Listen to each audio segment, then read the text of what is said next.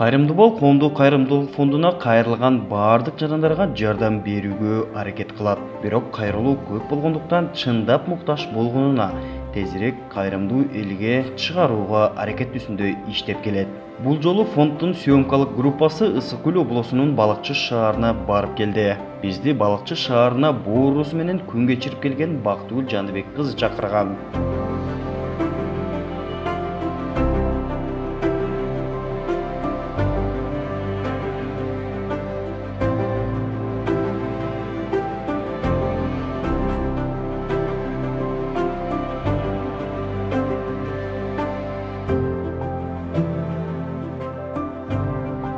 Бактыгүл Жаныбек кызы 1991 Нарын облусунун Ат Башы районунда жарык дүйнөгө келген.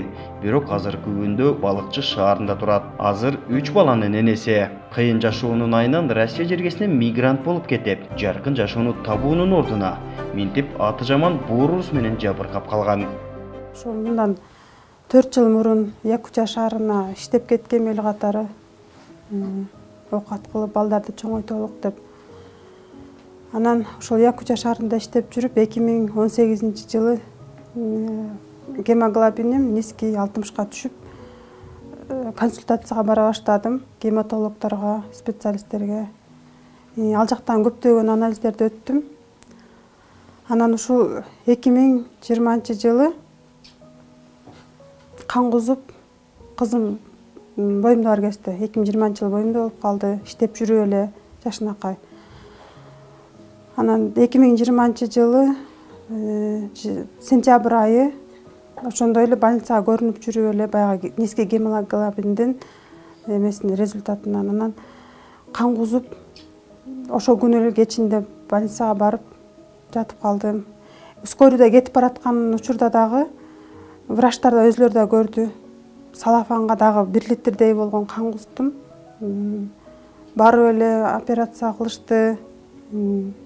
Реанимацияда жаттым. 3 күн кызымды төрөгүчөктө ошо процесс жүрүп атты. Эме деп коет экен, остановка кровотечения, Блэкмар деп коет экен, ошону салышты. Андан кийин 3 күндөн кийин кызымды төрөттү кесареванын жолу менен. Андан кийин лигирование деп коет экен, ошону лигирование кылды. 1 айдан ашыкча больницада жаттым, восстановить эткичекти. Лейкоцитим да түшүп кеткен, тромбоцитим да түшүп кеткен. Андан кийин чыккандан кийин 2021 жылы август айында экинчи жолу кровотечение болдум, кан кузуп калдым. Эртең менен эле ошо жүрөгүм айланып эле, эч кандай температура бербейт. Башым айланып келип эле кан кузуп калам. Анан эле врач чакырып эле кайра да больницага түшүп калдым. Насылка менен көтөрүп кетишти. Анда дагы ошол элдер донор болуп кан беришти. Анда каным такыр эле 30га түшүп калган болчу. Ал жакта бир 9 күндө лечение алып жаттым. 9 күн лечениям бүткөндөн кийин кайра эле ошо лечащий врачым гастроэнтерологическийге жаткызды. Ал ошо ашказандарды боюнча. Анан ал жакта дагы 8 күн лечение кылдым. Жанагындай кымбат дарыларды алдым. Алардын аталышы иммуноглобулин деп коет экен, человеческий немеден алынган. Ошону куйганда лейкоцитим 2ге көтөрүлдү.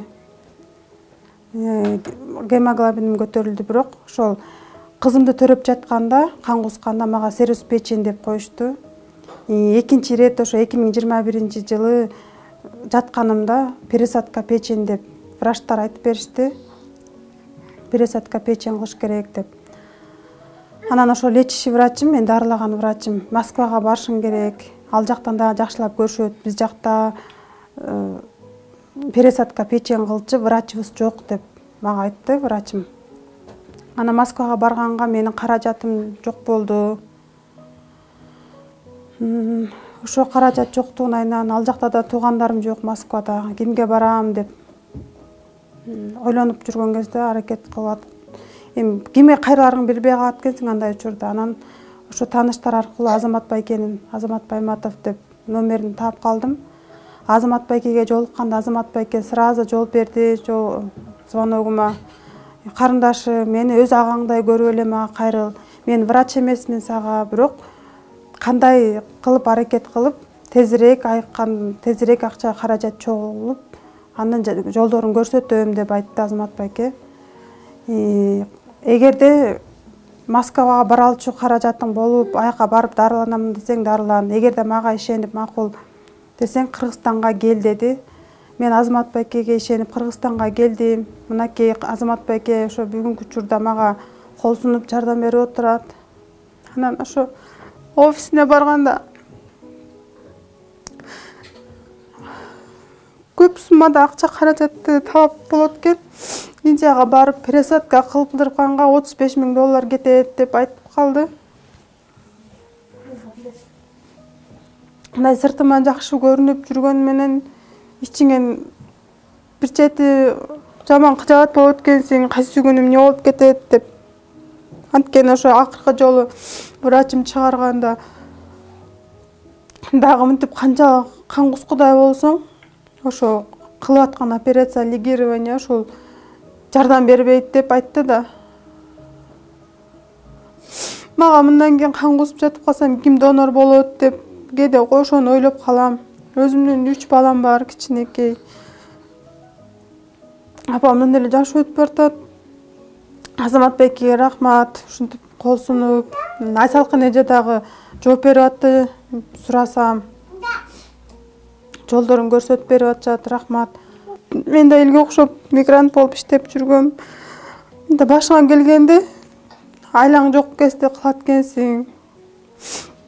Кыргыз элим, сиздерден жардам сурайм. Айыгып кетип, ушу балдарымды өзүм баксам деген ой тилегим бар.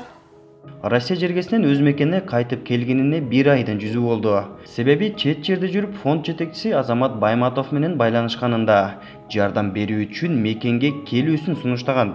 Азыр күнү уул кыздардын кашында, энесинин жанында күн кечирип жаткан кези.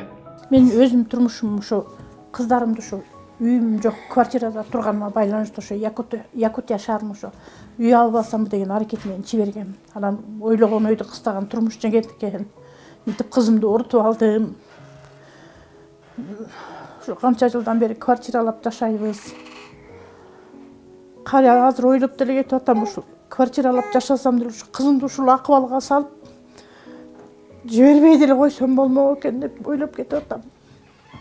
Андан көрөчү квартирада жашап, балдарымды чоңойтсом болмок экен деп.